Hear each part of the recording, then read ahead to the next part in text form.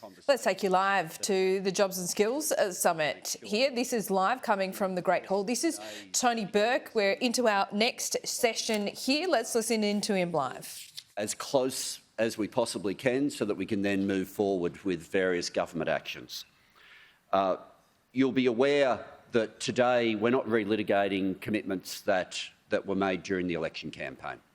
So my department's already working, doing detailed work on the different election commitments we already made with respect to getting wages moving, boosting job security, dealing with gender inequity and wage theft, restoring balance to our Fair Work institutions. But there are issues that have squarely been put on the table for today. The Prime Minister, back during the election campaign, referred to the fact that we needed to get bargaining and enterprise agreements moving again and put them squarely on the agenda for today's summit. So additional mechanisms to fix bargaining, getting wages and productivity moving, closing loopholes that can drive wages down, including examples like unilateral termination of agreements, closing the gender pay gap, creating safe and fair workplaces.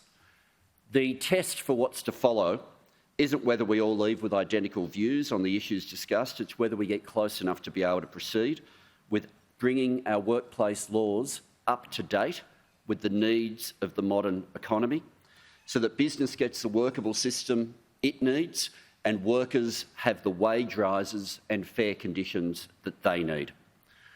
Workplace relations, at its best, it forges good relationships. I know sometimes we all instinctively retreat to our corners, but wherever we can foster cooperation, compromise and collaboration, when we do that, we deliver for every budget. Not just the budget that this building spends a lot of time working through each time, that Jim has to deliver as Treasurer, but also the budgets that keep businesses profitable and the household budgets that are discussed around the kitchen tables all around the nation. In the lead up to today, as well as the direct consultation that's been taking place, there's been a series of roundtables that I've been directly involved with, both in my other portfolio with respect to arts workers, with skills shortages and workplace issues there, both for the arts community and entertainment sector generally and for First Nations workers specifically, but also roundtables dealing with other areas of the workplace and particularly people seeking work.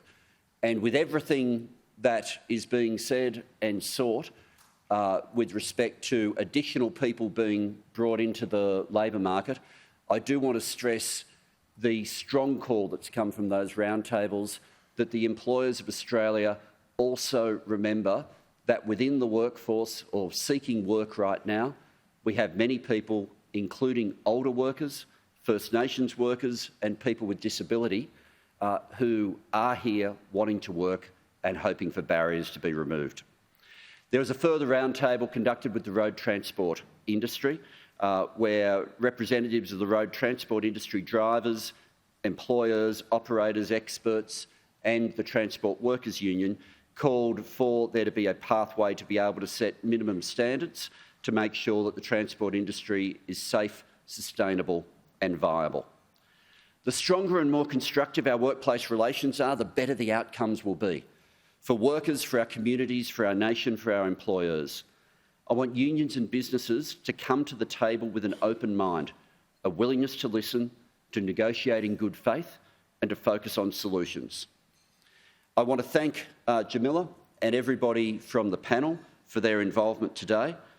We have an opportunity for the sense of us feeling energised that we have today, or to pass that on for a culture of good faith negotiation and dialogue in workplace relations.